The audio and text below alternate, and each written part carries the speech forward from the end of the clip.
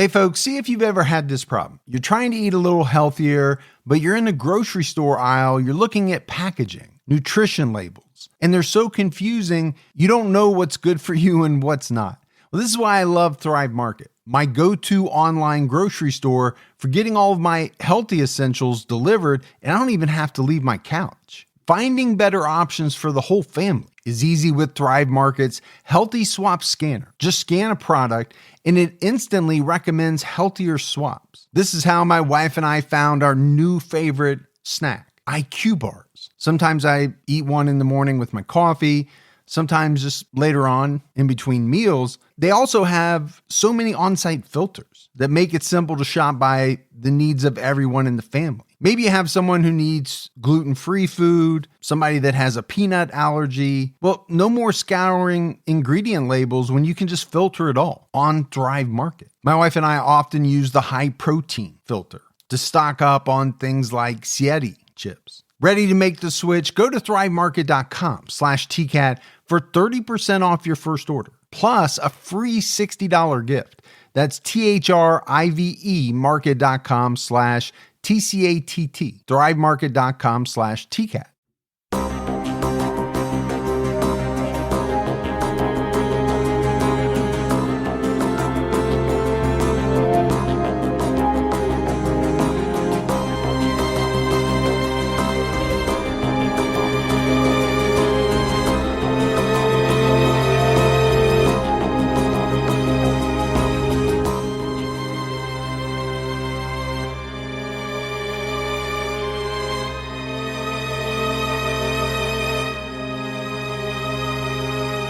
Hello, everyone, and welcome to episode 408 of the True Crime All the Time podcast. I'm Mike Ferguson, and with me, as always, is my partner in true crime, Mike Gibson. Gibby, how are you? Hey, I'm doing okay. How about you? I'm doing pretty good. Good. You kind of waffled as we were doing our weekly Patreon thing. You said, I'm doing great. Well, you know, I'm doing pretty good. I'm doing okay. It kind of went down. It constantly evolves. You're evaluating it. Yes. Every second. Let's go ahead and give our Patreon shout outs. We had Lori Carlson. Hey, Lori. Brett Richards. What's going on, Brett? Claire Bradbury. Well, thank you, Claire. Kaylee Marie. Good old Kaylee. K-Cat. Oh, what's going on, K-Cat? Kitsoon. Hey, Kitsoon. K Mose. Hey, K-Mose. Amber. Good old Amber. Gabriel Calendar. You sure you're saying that right? I think so. Okay. Hey, Gabriel. Jennifer Davis. What's going on, Jennifer? And last but not least, Candace Cotton is back with us at our highest level. And I love that. Thank you, Yeah, Candace. we've missed her. And then if we go back into the vault, this week we selected Jamie J. Well, thanks, JJ. Yeah, so we appreciate the Patreon support. And we also had a great PayPal donation from Sarah Futia. Futia, that's a fun name to say. It is. Gibbs, we have a brand new episode out on True Crime All the Time Unsolved, where we're talking about the 1993 abduction and murder of 10-year-old Holly Paranen.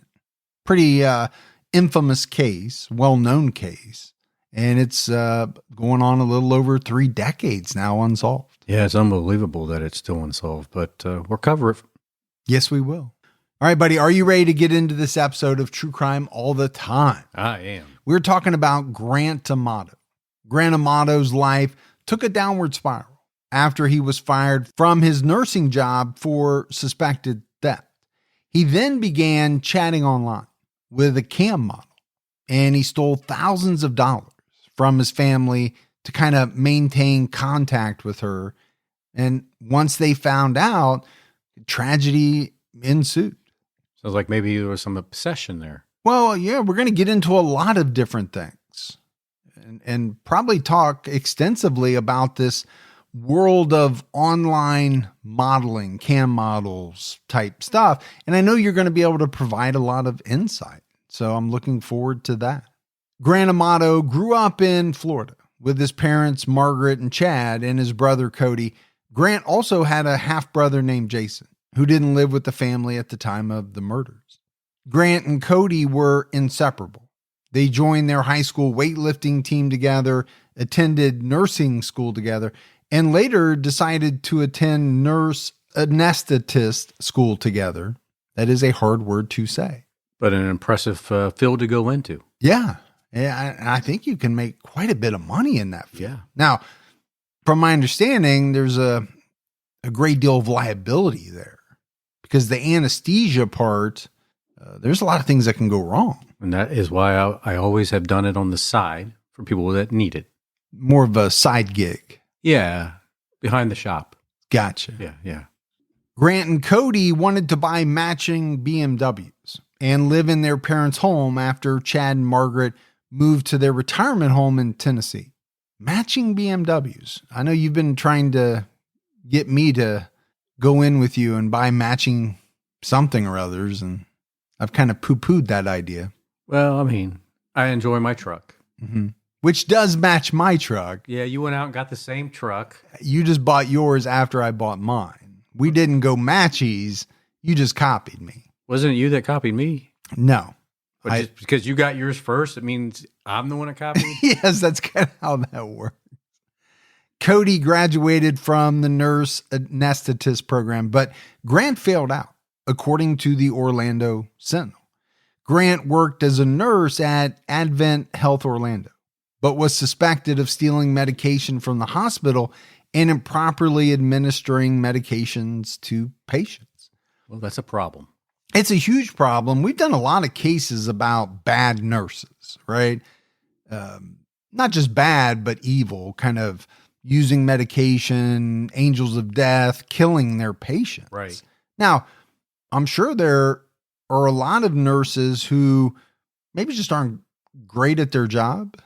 I mean, you have that in every field. Oh, of course you do. We love nurses. I'm always talking up nurses. Oh, I know. My mom was a nurse. My daughter's in nursing school. So I love nurses, but you can pick any field. Some people are going to be great. Some percentage are going to be outstanding, and some people aren't going to cut it. And unfortunately, when you're in a field where it can be life and death, not cutting it is the worst thing imaginable. Of course, yeah. Dangerous. If you're working at an office and you screw up the TPS report, well, okay. You're going to get yelled at or whatever it is. You have to work a Saturday or something. But yeah. Yeah. They might move you down to the basement, take your stapler, stuff like that. But no one's going to die. Right. As a result of your negligence. But that's not the same, in the healthcare industry. People could die. Absolutely. On June 21st, 2018, hospital staff discovered 8 empty vials of propofol, a powerful sedative, in 2 rooms Grant was overseeing. No doctors had ordered the drugs, and records indicated Grant took them from a storage machine. Wow, 8 empty vials. And we just talked about propofol not that long ago in an episode. We have also talked about these storage machines, right? Storing medications, you have to put in a code that identifies you as the person that took out whatever amount of medication. It's a really good system that they have nowadays. Oh, yeah. Better than the old lock cabinet. More of an honor system type of deal. When asked, Grant told hospital authorities he administered the drugs to patients who were not being adequately relaxed, per the Florida Times Union. Now, nurses have a lot of responsibility. They do. But I don't believe taking it upon yourself to prescribe medication above and beyond what the doctor has prescribed is part of those duties. Yeah, I think you need the doctor to instruct you. Well, especially with something like this, right? A powerful sedative. It sounds like he was just making the call on his own that these people need more of this propofol. Doctor orders. Who needs doctor orders? I can just go ahead and give it to you now. The hospital believed he had improperly administered propofol in the past. During the confrontation, Grant expressed suicidal thoughts and the police were called. He was arrested and the hospital planned to press charges for grand theft, but those charges were later dropped. So I said it up front, right? This is a guy who experiences a downward spiral. Well, here's the start of it. And this can happen to many people. For some, your job is your identity. Yeah. And so when things go really bad at work to the point where, you lose your job, here he's not only losing his job, they want to press charges. That can be catastrophic for some people, for many people, actually. Grant became depressed and isolated after losing his job. He spent hours live streaming on Twitch and visiting pornographic websites. You ever go on Twitch? No, I haven't, but I know my son used to because it's a gaming. We watch gamers play. Yeah. Yeah. Yeah, I go on Twitch quite a bit. A lot of the people that I play with stream on Twitch. So if I'm not playing the game and they're playing, I can actually watch them. Grant discovered Bulgarian model Sylvia Ventislavova, which is not an easy name to say, and I don't know if I said it correctly. So that's a difficult one. Luckily, she went by the nickname Sylvie on an adult website called Cam Girls. They began communicating in the summer of 2018. And this is where I think your expertise comes in. This whole cam model thing is a little foreign to me, but I know you have extensive experience with cam modeling. What is that one thing you have? OnlyFans. I mean, you got a lot going on. Well, it's like OnlyFans. Mm-hmm. It's just called maybeafan.com. Pleasebeafan.com. 99 cents for the first minute, 1 cent after that.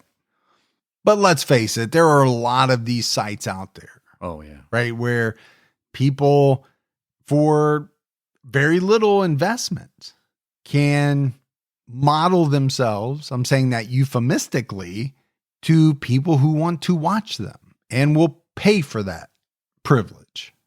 Obviously, it's profitable. Otherwise, you wouldn't see all these different sites advertised all the time. Yeah, I don't see all these different sites advertised. So whatever you're on where you're getting these advertisements, you might want to stay off of those sites. Well, as a site provider. Oh, I see how you are. Yeah.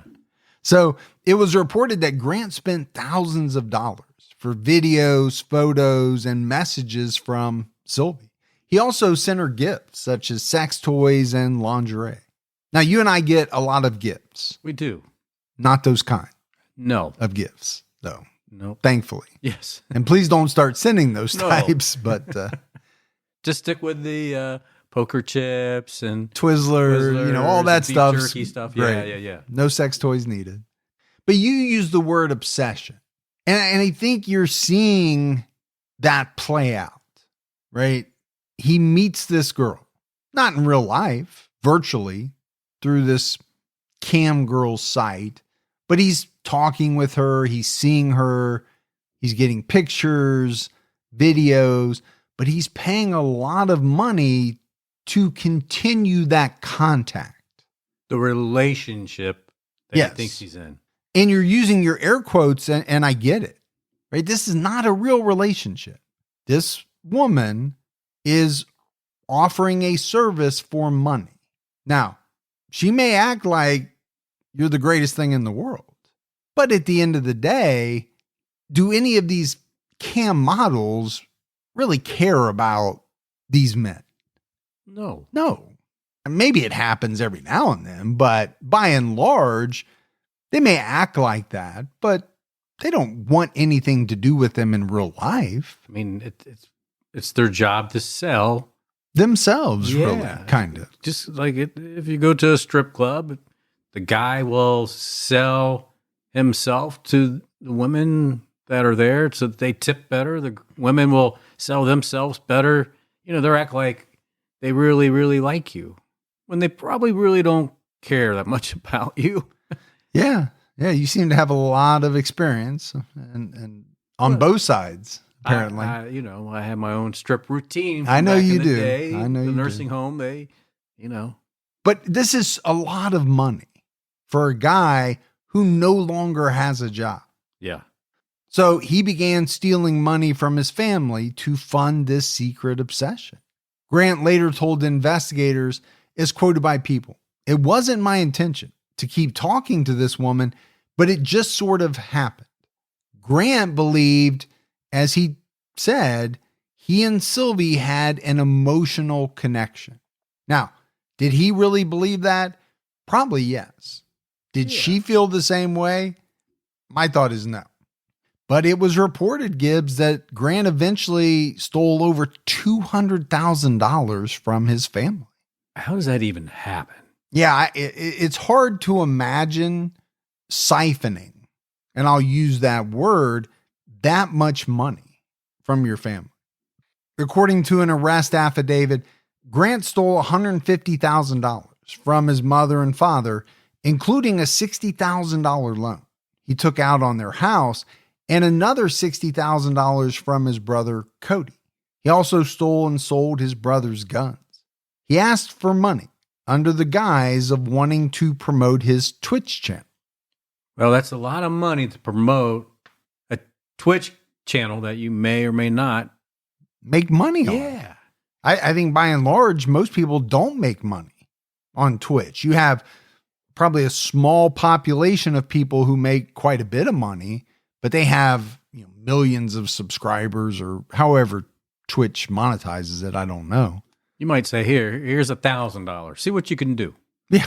60,000. Yeah. When Grant's family found out about the theft and what the money was being used for, they were worried about his mental health. And I could see that. Hey, what are you doing? Why would you steal all this money and then give it to this woman who you believe you have an emotional connection with? Right. In December 2018, Grant, Cody, and a close friend went on a trip to Japan. The brothers shared an interest in anime and Japanese culture. Well, I know you're a big fan of anime. I am not, but there are a lot of people who are into that. According to the friend who went with them, Grant was battling depression throughout the trip. On the day they were supposed to leave, Grant went missing for a few hours because he didn't want to go home. Grant briefly stayed with his aunt Donna Amato and her husband in December after a blow-up with his father. They hid their weapons while Grant was in their home at his parents' urging. They feared Grant was suicidal and would harm himself. So pretty serious. Yeah, it sounds like a serious thing. If you're worried to the point where, you're hiding guns, weapons. Now they thought, okay, he might want to harm himself. I might have a little concern that he might want to harm me as well. Yeah. Donna Amato noticed that Grant slept during the day and stayed awake all night. She also found strange charges on her bank statements and thought she'd been hacked. She later learned Grant stole her credit card information. His parents asked her not to press charges, and Cody promised to pay her back. So they really did kind of protect him. Yeah. And I get it. If it's, your child or your sibling, do you want them to get in trouble? No. But are you also potentially enabling further bad behavior, criminal behavior? And I think the answer is yes. Chad Amato broke down during a phone call with Donna. It was the first time she heard him cry in the 27 years she knew him. He told her that Grant took out a line of credit in his name without permission. He allowed it to proceed because he didn't want Grant to get in trouble for fraud and wished to protect him. And I get it. You don't want your son to get in trouble, but you're going to allow this line of credit to continue? I mean, look, I know parents love their kids. I know we love our kids. But I think you have to, at some point, step in and say, hey, you're going to have to learn and work yourself through this one. I'm not going to keep bailing you out. This is too much money. Yeah, I mean, I get not wanting charges pressed against them, but to not shut down this line of credit, to just keep it open, that didn't make any sense at all. Chad said he took care of $150,000 of Grant's debt by remortgaging the house. He and Margaret wanted to retire soon, but he was going to have to work for a few more years. But he would do it for Grant because he didn't want his son to go to jail. Chad's coworkers at CVS Health told the investigators he worked 2 jobs and was proud of his sons, but Chad was tired and stressed from working so much and dealing with Grant's issues. It would be emotionally draining, dealing with your son and his issues, dealing with the financial issues as well on top of that. Well, and thinking you're going to retire in a few years and realizing that you're going to have to work longer just because of this. Grant got into another argument with his family on December 19th and walked out of the house. Cody and Margaret reported him missing on the 20th. They said Grant was depressed and possibly suicidal and had recently gone to a counselor and admitted to being severely depressed. According to the Orlando Sentinel, Margaret said she got a text from Grant saying he was really tired of everything and just going to handle it his own way. And Grant had access to firearms, which added to their worry. I think I'd be concerned too if I got, those type of texts. Yeah, you'd have to be. I'm really tired of everything. I'm just going to handle it my own way. You can definitely read into that something could go very, very wrong. Yeah, as a parent, you're going to be absolutely concerned. Grant was found at his grandmother's house the following day. At the time, he didn't indicate a need for a psychiatric evaluation. Grant briefly returned to his Aunt Donna's house. On December 22nd, 2018, the family took shifts outside her home to prevent Grant from leaving. They held an intervention, and Grant agreed to go to a voluntary rehab facility for pornography and internet addiction. It was a 60-day program, but Grant left on January 4th, 2019. So he wasn't there all that long, not even 2 weeks. Yeah, pretty short visit. Yes, for what was supposed to be a 60-day program.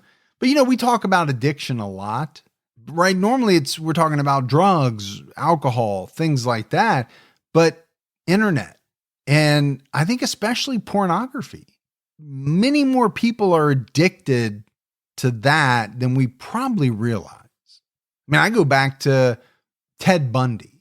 Yeah. Talking about pornography. Now, I don't know if he was being completely honest, but, pornography can have some nasty consequences, especially an addiction to pornography. Or at least that's what you've told me. But how has that world changed? It's changed a lot, right? From back when Bundy had his addiction to today. It's so much more. Well, if he even had an addiction, I'm not even 100% sure, but yeah, you're talking about stag films and magazines back then. Look at today's world. At the click of a button, you can access just about anything you want, and it's pretty scary what's out there, I'm sure. I could grab your phone right now and pull that one app up. Please do not. Please do not do anything on my phone. Don't let allergy season slow you down. Get common allergy meds for as little as $15 with GoodRx. So you and your family, pets included, can stop allergy symptoms before they start. GoodRx is free and easy to use. Just search for your prescription on the website or the app, compare prices, and get a free coupon to show your pharmacist. Save at over 70,000 local pharmacies nationwide, including Walmart, Walgreens, CVS, Publix, Kroger, and many more. Check GoodRx before every trip to the pharmacy to save up to 80% on both brand and generic medications. And did you know GoodRx rewards you for saving money too? Join GoodRx Rewards today and earn points every time you use a coupon. Remember, GoodRx is not insurance, but works whether you have insurance or not. And it could be your insurance copay price. I've been using GoodRx for years, and I can't tell you how many times I have saved money even with my insurance. Stop allergies before they start and save big on allergy medications this season with GoodRx. Go to goodrx.com/TCAT. That's goodrx.com/TCATT. Once the temps start rising, I realized I was back in the same worn out rotation, same tank, same shorts, same everything. So I gave my daily uniform an upgrade with Quince. Their pieces are easy, elevated, and somehow make me feel more put together without even trying. Like they're 100% European linen shorts and dresses from $30. Luxe swimwear, Italian leather platform sandals, and so much more. The best part, everything with Quince is priced 50 to 80% less than what you'd find at similar brands. By working directly with top artisans and cutting out the middleman, Quince gives you luxury without the markup. And Quince only works with factories that use safe, ethical, and responsible manufacturing practices and premium fabrics and finishes. I'm getting ready to stock up on shorts for summer from Quince, and I know they're going to be amazing because everything I've ordered has been of the highest quality, and the prices are amazing. Treat your closet to a little summer glow up with Quince. Go to quince.com/TCAT for free shipping on your order and 365-day returns. That's QUINCE.com/TCATT to get free shipping and 365-day returns. Quince.com/TCAT. So, he leaves this program early, and what does that do? Well, obviously, you're not going to get the full benefit or maybe even any benefit after that short of period of time. I mean, as a parent, I think you're disappointed, right? Yeah. We're paying this money for you to be there. We want you to get better, and we don't feel like you're taking it serious. Well, you're not if you just leave. When he returned home, he was confronted by Chad, Margaret, and his two brothers. He was given a 2-page list of demands and an ultimatum. If he didn't follow the rules, he would not be able to live in his parents' home. So, I think it sounds like at one point they were almost enabling him a little bit. I don't want to put anything on the parents or the siblings, but obviously they're drawing a line in the sand now at this point. Hey, this cannot continue. If it does, you can't live here. You're on your own.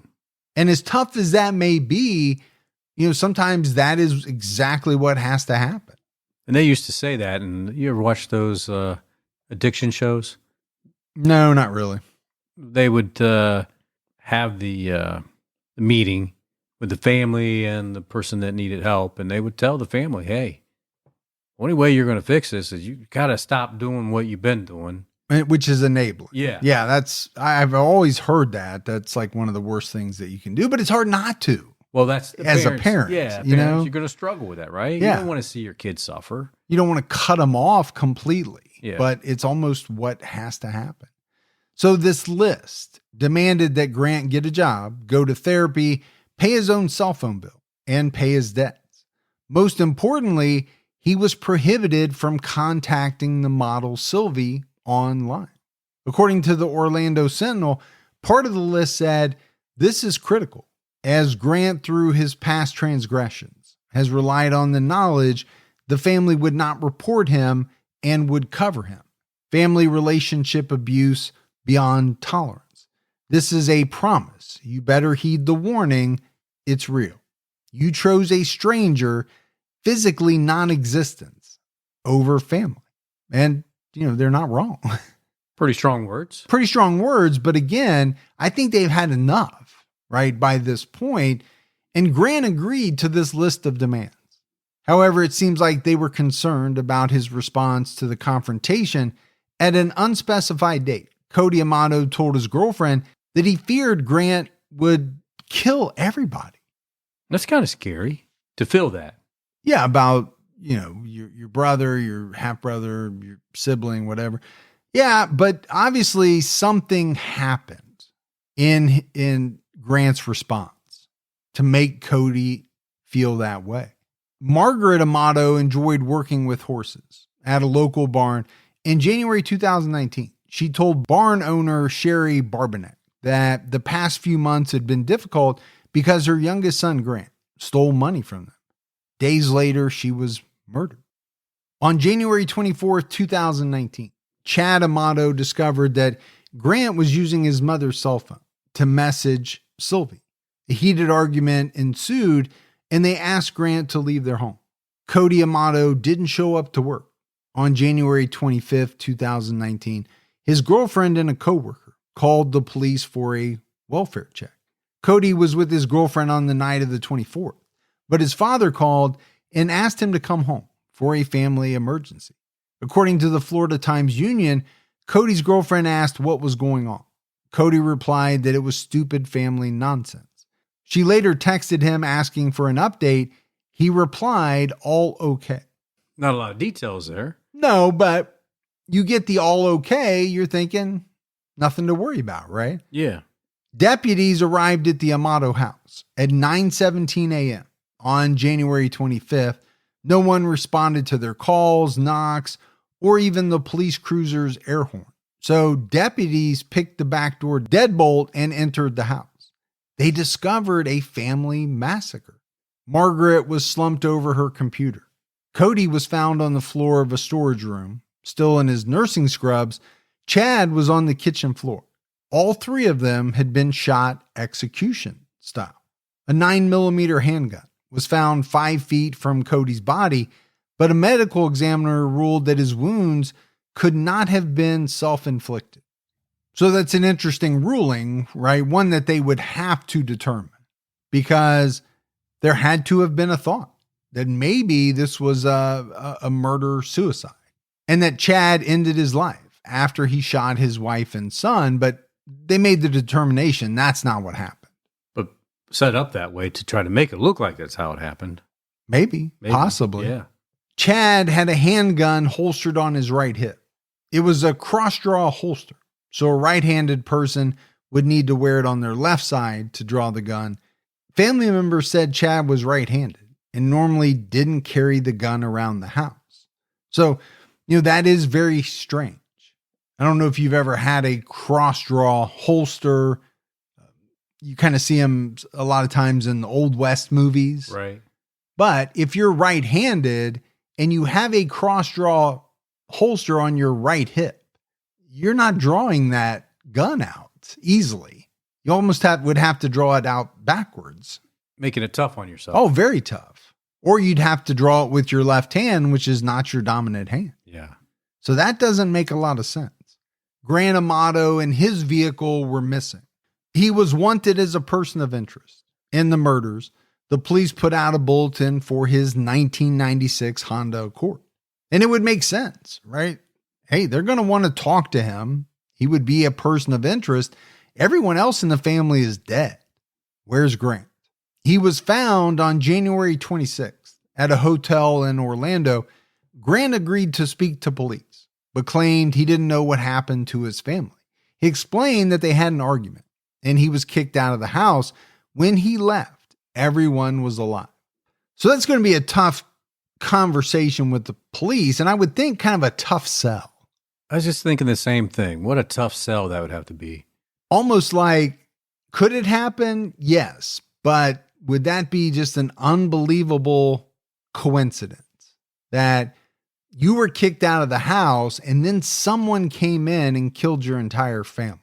Grant spoke about the list of demands given to him earlier that month and acknowledged the tension of his online relationship with Sylvie.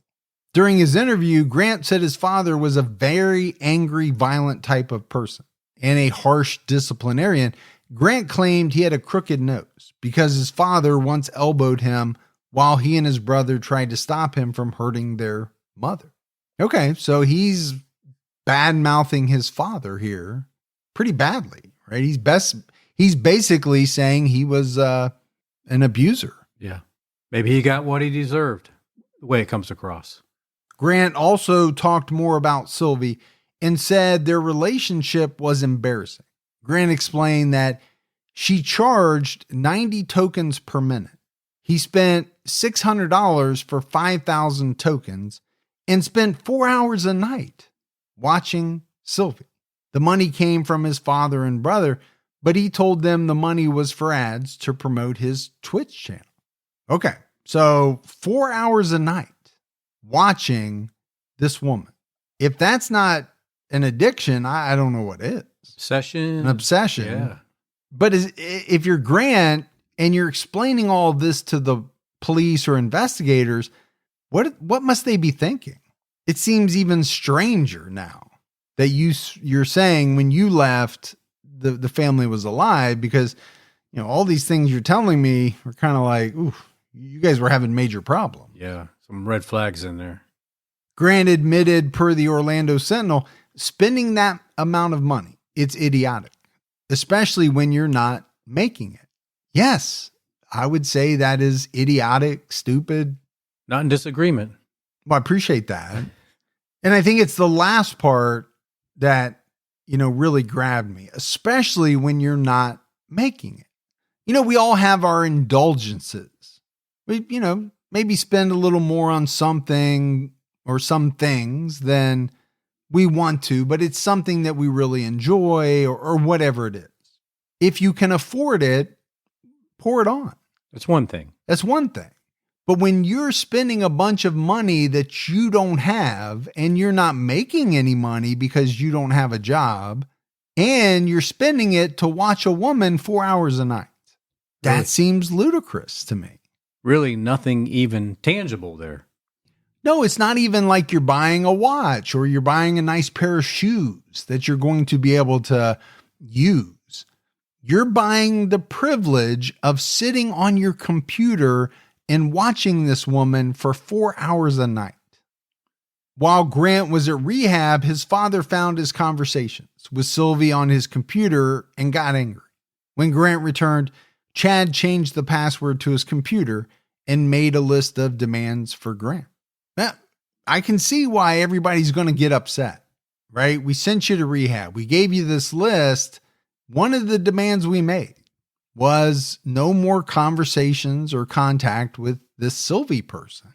Well, we find out you're still doing it. According to an arrest affidavit, Grant told the police he didn't think the rules were fair because he felt that the Bulgarian female was his girlfriend and they had a relationship. Wow. His girlfriend. She's my girlfriend. We're in a relationship.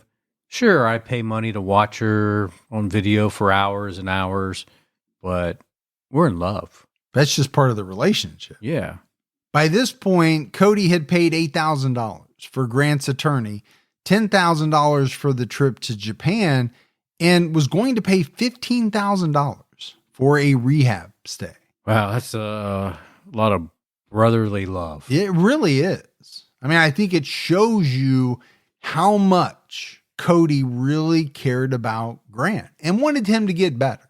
Grant admitted that he said he would try to find a job and stop talking to Sylvie, but it was too hard to quit chatting with her cold turkey. He explained, I don't know how he found out, but apparently he found out. Chad told him to pack up and get out of the house on January 24th.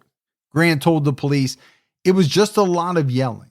It was everything that he had been telling me for the past months and months and months about just how I had ruined his retirement, how I had pushed him back, and now he'd never be able to do the things that he wanted to do because I saddled him with a lot more expenses.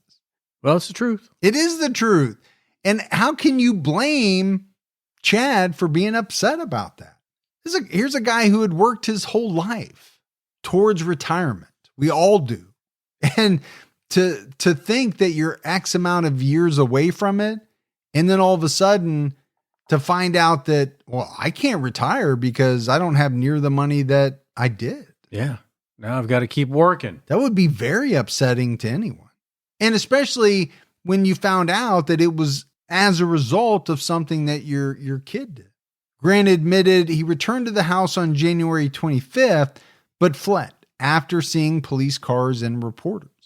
So, he's putting himself at the house on the 24th and the 25th, but also saying that when he left, the family was alive. Grant was shown photos of his family's bodies and denied any involvement. He was asked if he had any remorse. He replied, per People, his family had been blaming him for months for ruining their lives, stealing and not following the rules of the home. So he might as well be blamed for this too.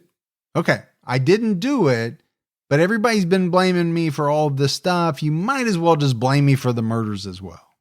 Kind of like how a spoiled kid talks. Yeah, it just sounds very strange. Inside Grant's car, a crime scene analyst found a handwritten note, allegedly from Cody, that said, "Grant, I'll take care of all your problems. I just need you back. I can't live without you, brother. I said I'd take care of all your problems at the house, and I have. No one will bother you again regarding this. Just please come home." Now, what does that note make it seem like? Well, it makes it sound like he killed the family. Yeah, either that or he had talked to the family and they gotten them to agree that Grant could come back, or, something along those lines. But Grant later admitted that he wrote the note, but it was his recollection of the last conversation he had with Cody. But I'm kind of with you, Gibbs. It's almost as if, he wrote this note to try to cast the blame on his brother Cody, who up to this point had done everything in the world to try to help him. Yeah. He had gone above and beyond what most people, I think, would do. I think he exceeded his role as a brother. Yeah, absolutely. According to the Orlando Sentinel, Grant was arrested on January 26th, but was released. His brother Jason said he wouldn't take Grant into his home, and he was arrested on January 27th. Grant was charged with 3 counts of first-degree murder. After his first court appearance, Grant's attorney, Jeffrey Dowdy, told the press, "I think we have some mental health issues." Dowdy told People, "There just didn't seem to be that much emotion there, nor did there seem to be too much emotion about the loss of his family. That was concerning to us, especially for being in jail facing those types of charges." And it would be strange, right, for a guy to not show any emotion. His mother, father, brother, all killed, shot, no emotion. Prosecutors accused Grant of staging the crime scene to make it look like his brother killed his parents and then killed himself. And again, go back to the, this 9mm handgun being found just a few feet away from Cody. And then this note, right, that's found in Grant's car, it does make it seem that way. This is just another level of his obsession with this woman that he's willing to, one, not only wipe out his family, but 2, try to blame his brother for it. Financial records indicated that after the murders, one of the family credit cards was used to purchase $600 of tokens for access to Sylvie. Prosecutors also alleged that after killing Chad, Grant used his father's fingerprint to access his online banking app. And you just talked about it, Gibbs, his obsession with Sylvie. Well, now we're getting more details, right? Right after the murders, what are Grant's first thoughts about? Sylvie. How can I get access to my dad's banking app? Where can I get one of my family members' credit cards? I've got to buy some of these tokens. Yeah, I need to talk to her. According to the Orlando Sentinel, Grant also attempted to access his parents' life insurance policy, but was denied due to his suspected connection to their deaths. And we've talked many times about the fact that insurance companies don't like to pay out, right? It's kind of how they make their money. You pay your premiums, and eventually they may have to pay out, but if there's a way around it, they'll find it. You know who they don't want to pay out to? Someone who has murdered their entire family. Yeah. Or is thought to have. It's kind of like rewarding him. Well, they might say, let's see how this thing plays out before we just go giving, a bunch of money to him. In February, prosecutors announced they intended to seek the death penalty against Grant. At a bond hearing in March, Jason Amato testified 3 days after the murders. He asked Grant if he did it. Grant said no. Jason told him, per the Orlando Sentinel, "I want to believe you, Grant, but you're the last person I can put in that house, and I know what happened over the last 6 months. I can understand that trouble that you've gone through, but it's hard for me to think that you would break to this point." And I don't think anybody wants to think, one of their relatives could break to this point. But I also thought it was telling, Gibbs, that When Grant was originally released, Jason wouldn't take him into his home. I think that tells you a lot. That says everything. He didn't trust him. And he probably had a very high suspicion that Grant had something to do with the murder. Even the smallest step forward can make a big difference in your financial future. When you open a Chime checking account, you're one step closer to a better financial future with no maintenance fees, fee-free overdraft up to $200, or getting paid up to 2 days early with direct deposit. Making progress has never been easier. I think we've all been in that position where we've had an overdraft. Well, with Chime, you can overdraft up to $200 with no fees. That's amazing. And they have over 50,000 fee-free ATMs. Make progress towards a better financial future with Chime. Open your account in 2 minutes at chime.com/TCAT. That's chime.com/TCATT. Chime feels like progress. Banking services and debit card provided by the Bancorp Bank N.A. or Stride Bank N.A., members FDIC. Spot me eligibility requirements and overdraft limits apply. Fees apply at out-of-network ATMs. MyPay eligibility requirements apply. Credit limits range from $20 to $500. $2 fee applies to get funds instantly. Crime checking account required. Go to chime.com/disclosures for details. Hey, listeners, it's Leon Nafok. I'm here to tell you about a brand new series from me and Prologue Projects, an Audible original series called Final Thoughts, Jerry Springer, the story of a television show that changed the world and the man who gave it his name. But did you know that before the Jerry Springer Show made him notorious all over the world, Springer was something else entirely? A respected Midwestern politician, the progressive mayor of a major Rust Belt city, a man many saw as a future leader in Democratic politics. How did this idealistic rising star, with his lofty political ambitions, take a turn in such a radically different direction? You can find the whole series available now on Audible. Just search for Final Thoughts, Jerry Springer on the Audible app, or go to audible.com/Springer. This recorded conversation took place in an interview room at the Seminole County Sheriff's Office. The video was played at the hearing. Jason also told Grant that what hurt the most was not being home when the murders happened. He said, "I may not have been able to stop you. You probably may have hurt me too, but at least I would have known what happened." There were several instances in the video where Jason accused Grant of committing the murders. At one point, Jason said he had to coordinate with the morgue to decide what to do with the bodies, and Grant would not have any say in it. Jason told him, "You already made the decision on whether or not they're going to live or not." And apparently Grant didn't deny committing the murders.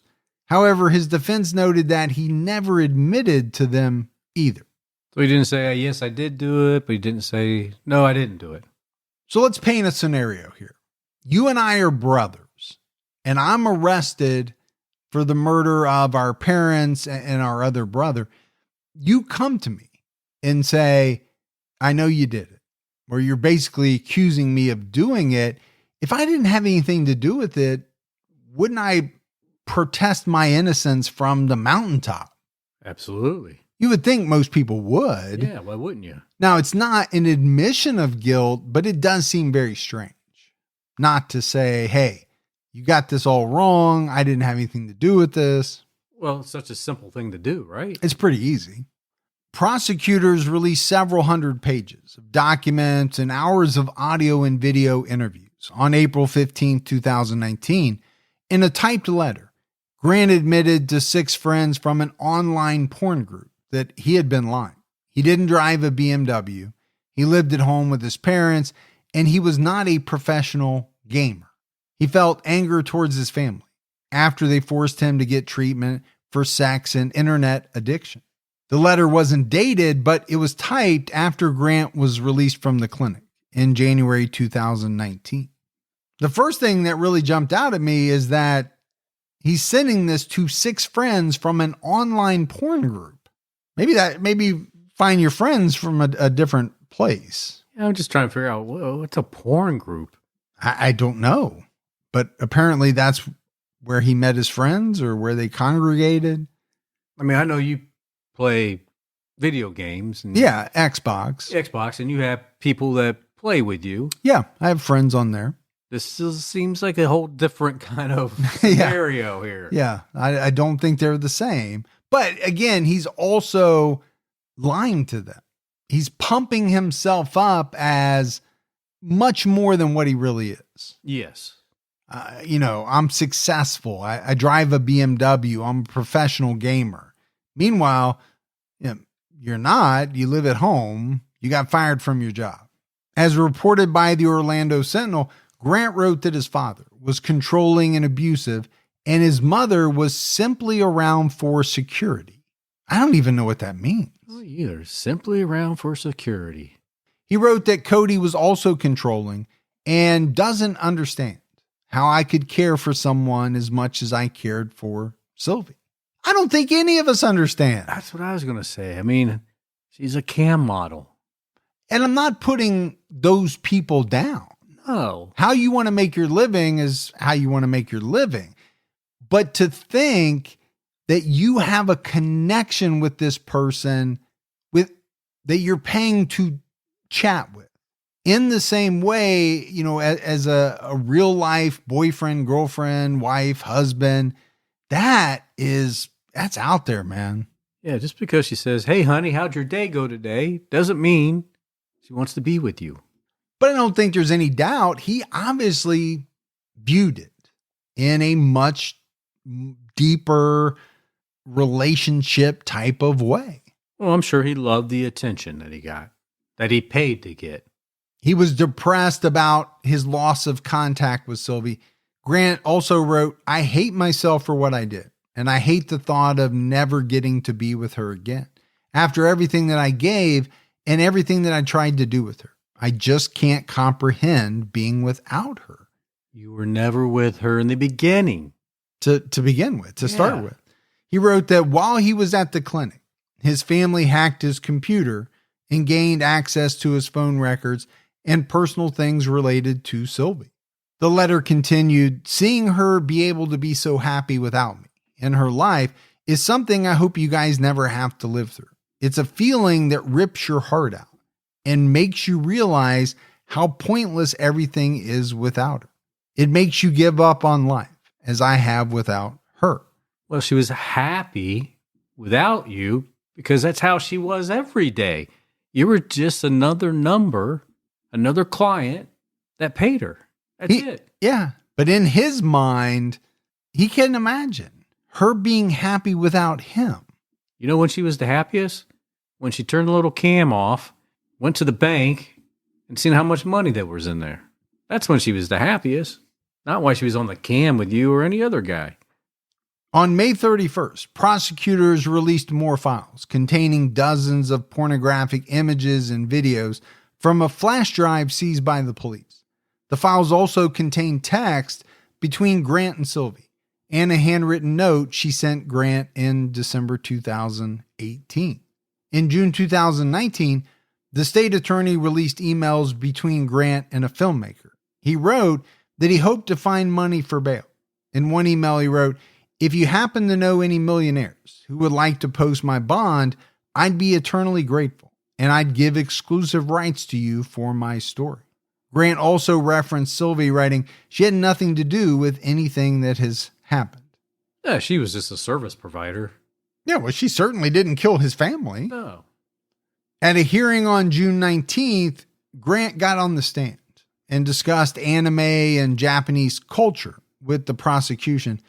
The hearing concerned the admissibility of several pieces of evidence the prosecution wanted to present at trial.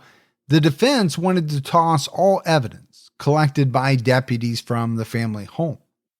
Prosecutors wanted to use Grant's email password hint against him. The hint word was Shinigami, a Japanese deity that invites humans to their deaths. I'm assuming that has something to do with anime. Again, I don't know that much about anime. Kind of morbid, though. Yeah, a little morbid, but Grant testified that he'd been using this as a password hint for 7 years. He was familiar with the deity because it was featured in the anime Death Note, which he and Cody liked. He didn't know its cultural equivalence to the Grim Reaper until the prosecution mentioned it in a court motion. Well, it would be a hard name to guess. It would be. And I don't know what that means, as it relates to him killing his family. The fact that he liked anime and that he used that word or that for his password hint. Jury selection for Grant's trial started on July 15, 2019. Prosecutors argued that Grant's obsession with the webcam model led him to stealing over $200,000 from his family. He killed them when they tried to cut him off and then staged it to look like a murder-suicide. The defense argued that there was a lack of evidence against Grant and suggested the presence of marijuana and growing equipment found in the home might have led to the murders. The state countered that any marijuana in the home appeared to be for personal use. So the defense is almost making it seem like they could have a whole marijuana grow operation there and that they might have been killed because of it. I mean, the defense is going to try to put their best scenario forward, try to protect him, but any scenario, right, that the jury might latch on to. The defense also noted that certain evidence was not collected or tested inside the home, and investigators never considered alternative suspects. Okay. Was there an alternative suspect, or did Grant Amato just leap off the page, as the most viable suspect? Yeah, I don't think there's anything wrong with them not pursuing anybody else if they believe that Grant was the prime suspect.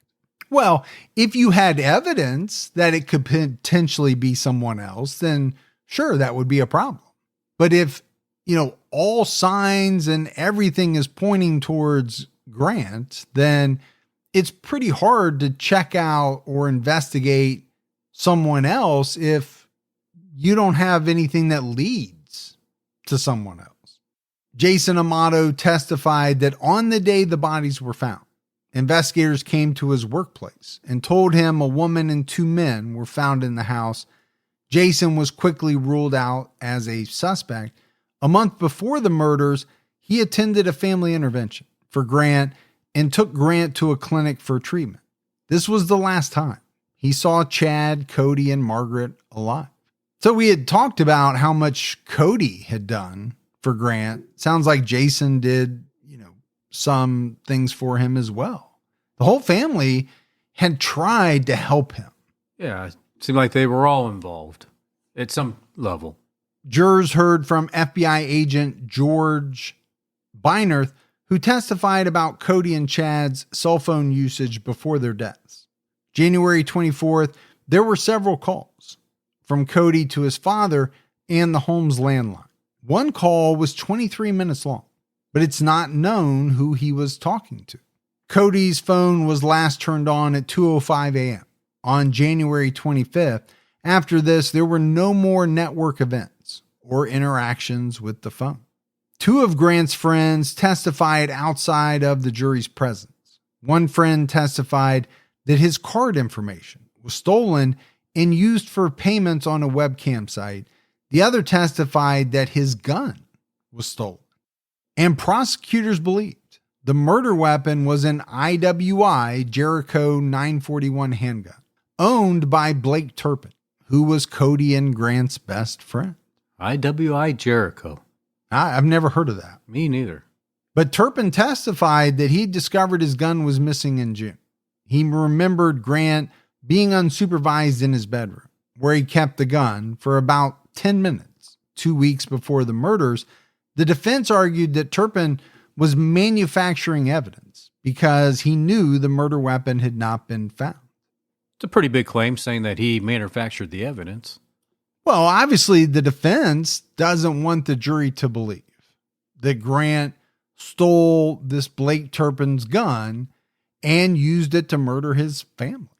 The judge determined this testimony was admissible. And I think that's a blow to the defense, right?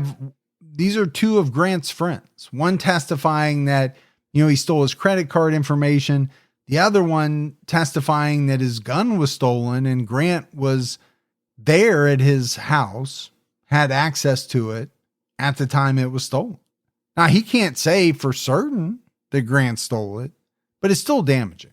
At trial, the jury was shown photos of Sylvie and watched a video of Grant asking for free videos from her.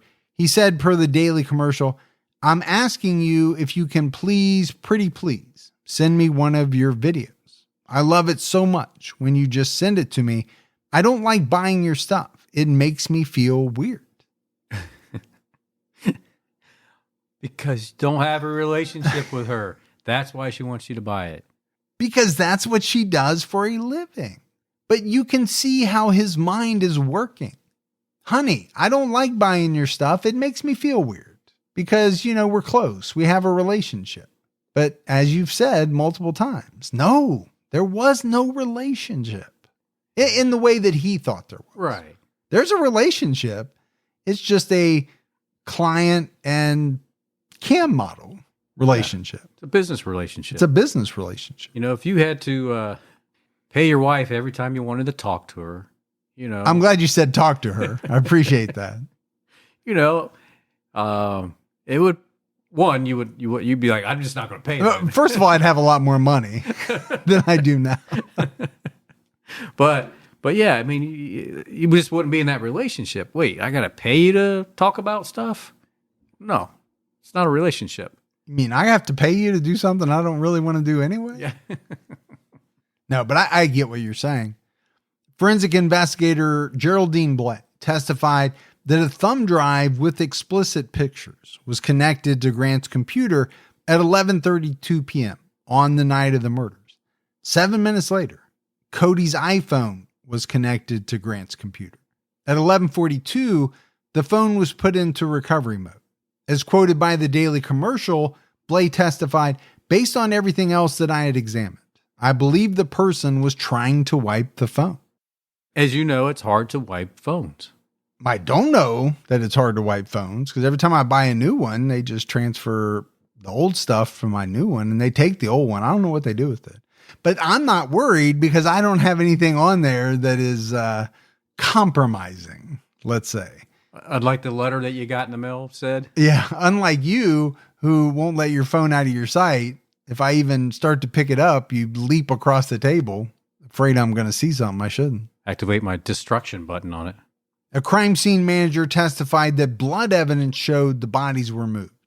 Crime scene analysts testified they didn't process door handles or a garage door keypad for prints and other evidence.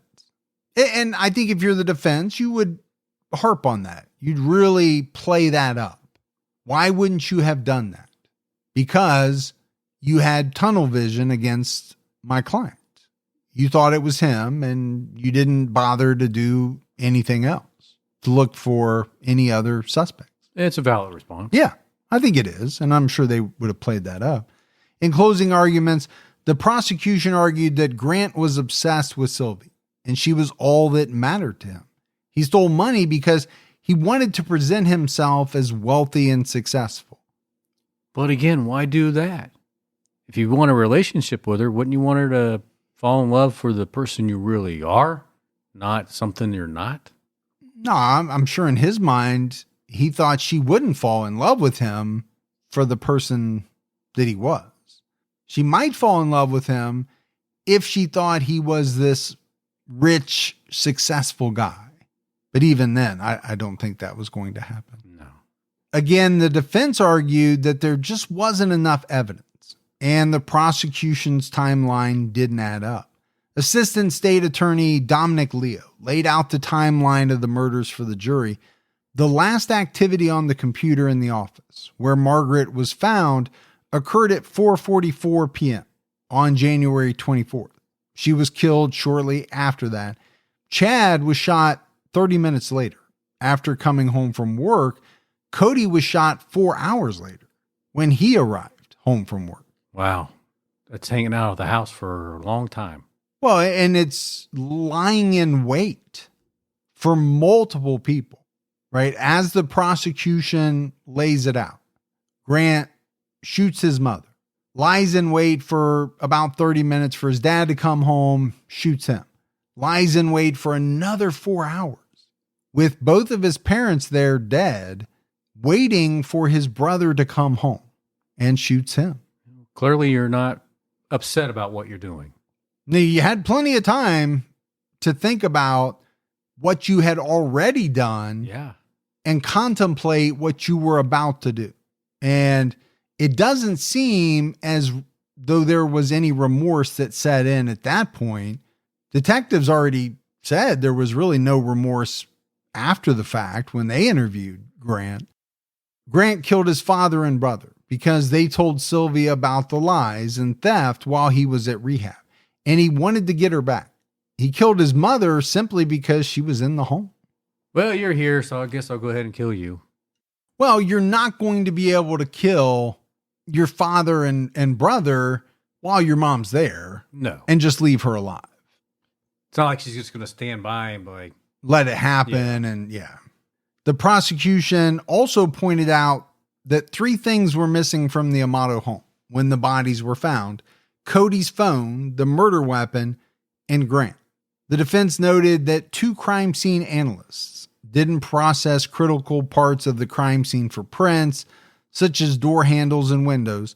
Another analyst allegedly manufactured evidence by omitting from her reports the fact that Chad's fingerprint was used to unlock his phone after prosecutors said he was killed. However, the prosecution alleged that Grant used his dad's fingerprint to access his banking app. Grant Amato was convicted of 3 counts of first-degree murder on July 31st, 2019. so the jury found him guilty. Yeah, I mean, the defense sounds like they spent a lot of time saying there wasn't enough evidence, but the jury must have thought there was. And at the very least, you would say, it didn't look good, right, for Grant. The prosecution pushed for the death penalty. During the penalty phase, the defense called on Jason Amato. He was asked if he still loved Grant and said yes, which might have swayed the jury. A defense psychiatrist testified that Grant would be well suited for life in prison and presented a low probability for any major form of acting out or management problems. On August 12, 2019, the jury recommended 3 life sentences without the possibility of parole. Well, it's what the defense wanted. And we really don't know most of the time, right? Why the jury decides the way they do when it comes to the penalty phase, life versus death. I just wonder if it ever comes down to the fact that they felt as though they were guilty, but maybe this wasn't as slam dunkish as it could have been. Maybe a lot of the evidence was circumstantial. Yeah. And so they were okay with the guilty verdict, but maybe not with the death penalty. Maybe it was his brother saying that, he still loved him. Maybe it was some of the testimony by maybe a defense psychiatrist. You just never know. Grant's defense attorney, Jeffrey Lukel, said about the verdict, per People, "I've never been around the defendant with such a lack of emotion when so much is on the line and it's your life.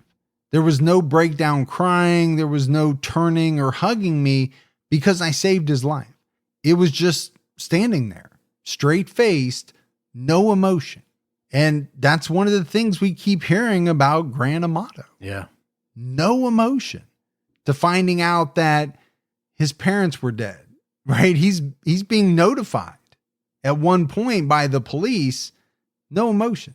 Well, is that because he killed them? He already knew they were dead? And then afterwards, when he's talking to detectives, no emotion as to the fact that 3 of his family members are dead. Now it's a life or death situation for him, and he gets life versus death. No emotion. Just how he must be. Grant appealed days after he was sentenced to life in prison, which was denied on May 4th, 2021. So, Gibbs, as we wrap up this case, I don't think there's any doubt that Grant Amato was struggling with some type of mental health issues. Maybe they had been there for a while. Maybe they started after he lost his job. I don't know.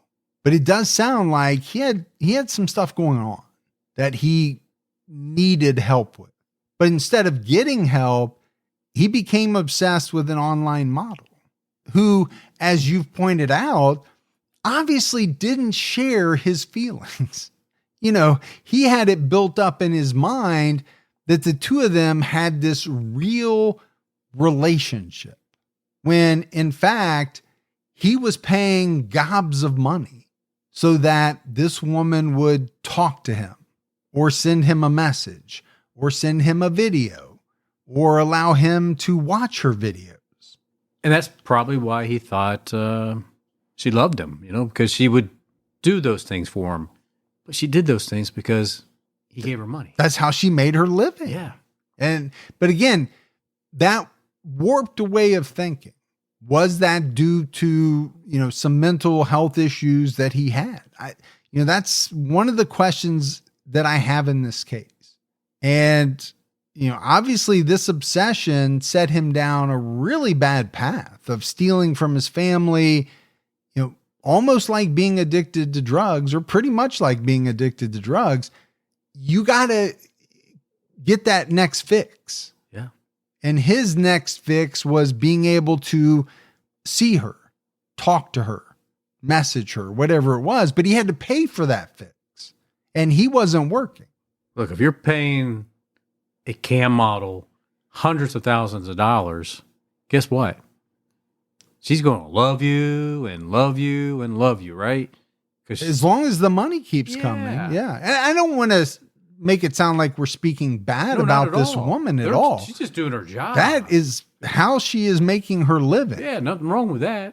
It's the fact that he didn't realize that it was just a business transaction. That's the way it was. Yeah. I mean, to me, I equate it to, if I'm a waiter at a swanky restaurant and you come in, you're a fat cat, you got a lot of money and you're a great tipper. Yeah. Which none of these things are true, because I've been out to eat with you many times. So none of this is true. But let's say in a dream scenario, you were a good tipper. I am. And I was a waiter. I would lavish service on you because I know that you're going to, at the end of this meal, leave me a great tip. Yeah. So I'm going to pour it on. Sure. Maybe above and beyond what I would normally do. I don't think that's out of the ordinary in the service industry. I don't think so either. But, for Grant, he snapped when his family finally cut him off. And he killed the people who loved him. He killed the people who were trying to help him. Yeah. And I think they bent over backwards trying to help him. And some would argue they went too far or allowed it to go too far. Yeah, I think you can make that claim. Not to speak ill of the dead, but no. I do think at a certain points they enabled him. They cleaned up his messes. And in the end, he killed them. It's just a sad story, but, obsession of any kind or addiction or, these things, they lead to people sometimes doing really terrible things. They lead down some bad roads. Yeah, absolutely. But that's it for our episode on Grant Amato. We got some voicemails. You want to check those out? Let's hear them. Hi, Mike. Hi, Gibby. This is Ginger Davis from Delano, Minnesota. I was just listening to the podcast about T. Eugene Thompson, and I grew up in Minneapolis, and although I was just a baby when the murder happened, I was old enough to hear some things when he was released from prison and things that his son had said in interviews. And I really appreciate the fleshing out of this story and the bringing back of memories. I remember my parents talking about him around the dinner table. Made for some very interesting conversations. Stay safe and keep your own time ticking. Oh, appreciate that voicemail very much. And I think it's so fascinating when, people hear stories that they're either familiar with or they were familiar with, or the story takes place in a town they're familiar with. Yeah. It does something to you. Oh, I agree. Differently than a story with which you have no connection. And for her, it brought back some memories. Yeah. Hey, Mike and Gibby. I am just now starting episode 50. I recently found you all about 3 weeks ago, and I am absolutely hooked. Absolutely love it. The first book I read in high school was, interestingly enough, the Zodiac Killer. So true crime has been a thing for me for many years. I love what you guys are doing. I love the commentary and the humor that you sometimes bring to things that aren't quite humorous, but you guys are amazing, and I love listening to you both. Well, thank you for the voicemail, the kind words. Always appreciated. Very nice. Yep. I just happen to be wearing a Zodiac watch You are. right now. And I happen to have a bag over my head. You do not. Although I wouldn't be opposed to it. You walked into that I one. did, that's You for walked sure. into that Yeah. one. Well, if you're fascinated with the Zodiac, you might want to check out the first season of my other podcast called Criminology. Yeah. We do a really deep dive into Zodiac. Episode 50. She's got a long way to go. Oh yeah. Yeah. She's got a long way to go.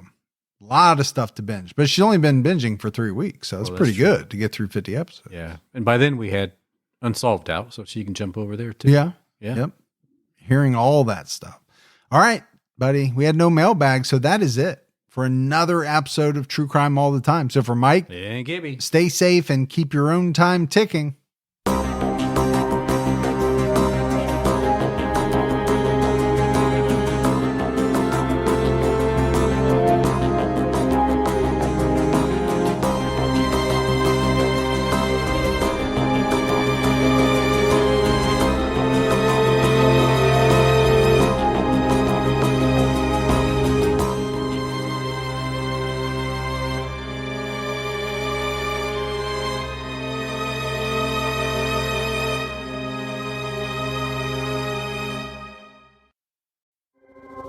It was over 30 years ago that Clifford Olson first called me. Secret phone calls from Canada's most notorious serial killer. I knew I was killing the children, but I couldn't stop myself. Now it's time to unearth the tapes, because I believe there are still answers to be found. I'm Arlene Bynum from CBC's Uncover, Calls from a Killer. Available now.